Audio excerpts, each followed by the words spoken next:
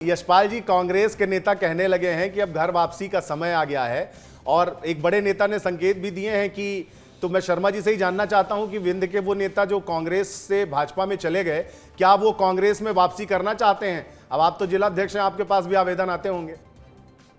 देखिए, मैं आपको बताऊं, भारतीय जनता पार्टी में जितना नेता गए वो सब बुरी तरीके से सफोकेटेड महसूस कर रहे हैं, फ्रस्ट्रेटेड महसूस कर रहे हैं।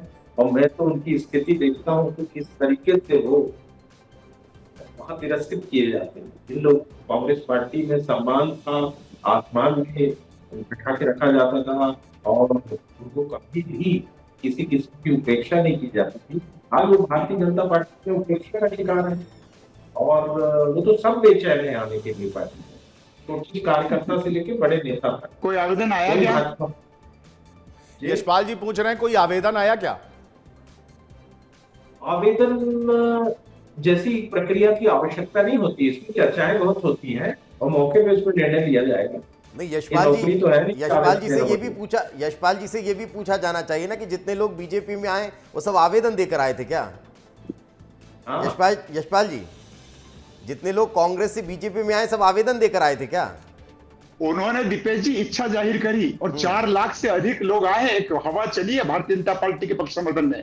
और मैं आपको भी बताना चाहता हूँ, राजन जी को भी बताना चाहता हूँ कि भारतीय जनता पार्टी में जब से तब से कांग्रेस के वरिष्ठ कद्दावर नेता आए हैं, चाहे वो पद पर है या पद पर नहीं है, लेकिन इन प्रशिक्षण वर्गों में जिस प्रकार से उन्होंने रात्रि विश्राम किया है, जिस प्रकार से 36 घंटे तक वे हमारे साथ रहे हैं, वो हर कार्यक्रम में जिस प्रकार से घुल और मिल गए हैं, मुझे नहीं लगता कि कांग्रेस में वे अगर रहते हैं तो इतना अनुशासित होकर के वे रहते हैं। हमारे तो पार्टी में अनुशासन का पाठ ही पढ़ाया जाता है, इसीलिए तो वे हमारे आकर के और परिपक्वता की ओर आगे बढ़ चुके हैं। वे हमारे साथ घुले मिले हुए हैं और एक कपोल कल्पित बात हो रही है कि लोग भारतीय जनता पार्टी से उठ चुके हैं और हमारे यहाँ लाइन लगा करके आने वाले हैं। जरा एक दो के नाम तो बता दें राजन जी कि आपके विरुद्ध से कौन आने वाले हैं?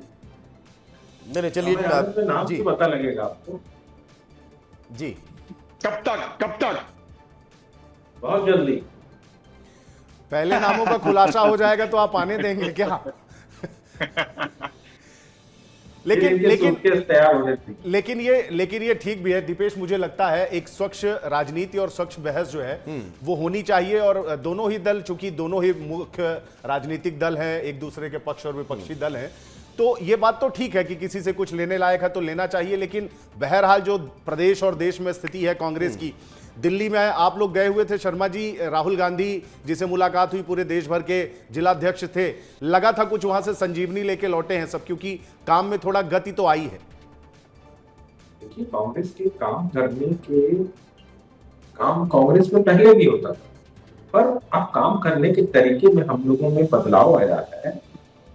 संगठन के कार्यकर्ताओं को निचले स्तर तक सक्रिय किया जाता है और भागीदारी सुनिश्चित की जाती है।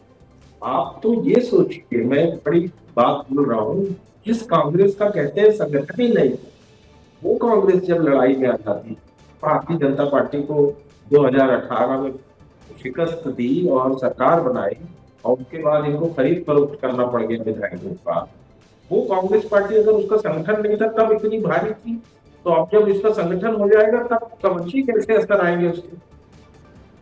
लेकिन राजेंद्र जी, ये तो नहीं भूलना होगा भारतीय जनता पार्टी को भी और कांग्रेस को भी, एक बात तो याद रखनी होगी कि विंध्य की हवा जो है थोड़ा उल्टी चलती है।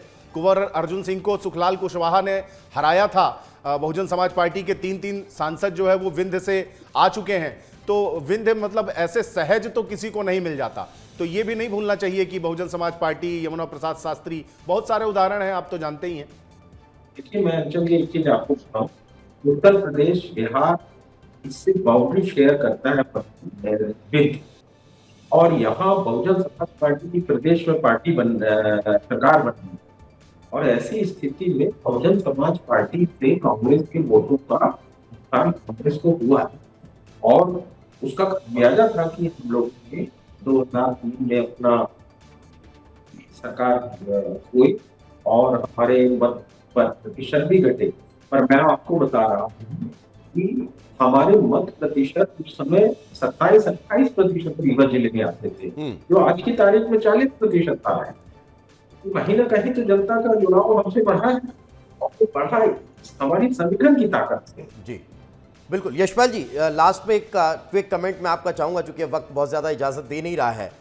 क्या वाकई में अगर विंध्य क्षेत्र में कांग्रेस अपने धड़े को मजबूत करती हुई दिखाई दे रही तो एक चुनौती बीजेपी के लिए, बीजेपी भी अब वहां पर फोकस करेगी? यशपाल जी।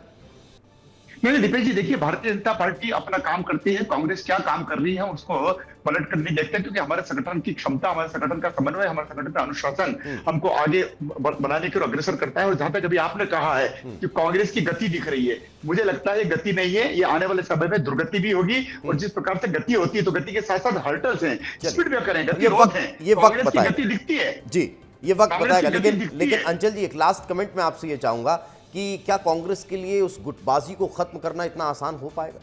देखिए, अभी तस्वीरें मध्य प्रदेश और छत्तीसगढ़ से जो कांग्रेस की आ रही हैं, वो कांग्रेस के लिए थोड़ा सा राहत भरी जरूर हैं, लेकिन मुझे लगता है कि जो नेता हाशिए पर चले गए हैं या जो वरिष्ठ नेता हैं, उनका थोड़ा सा मार्गदर्शन लेना चाहिए और सबको एकजुट होकर के काम करना चाहिए। तो निश्चित रूप से कांग्रेस के जो मंसूबे हैं, जो इरादे हैं, वो कितने नेक हैं, उस पर वो कामयाबी कहीं ना कहीं बिल्कुल कामयाबी मिल सकती है।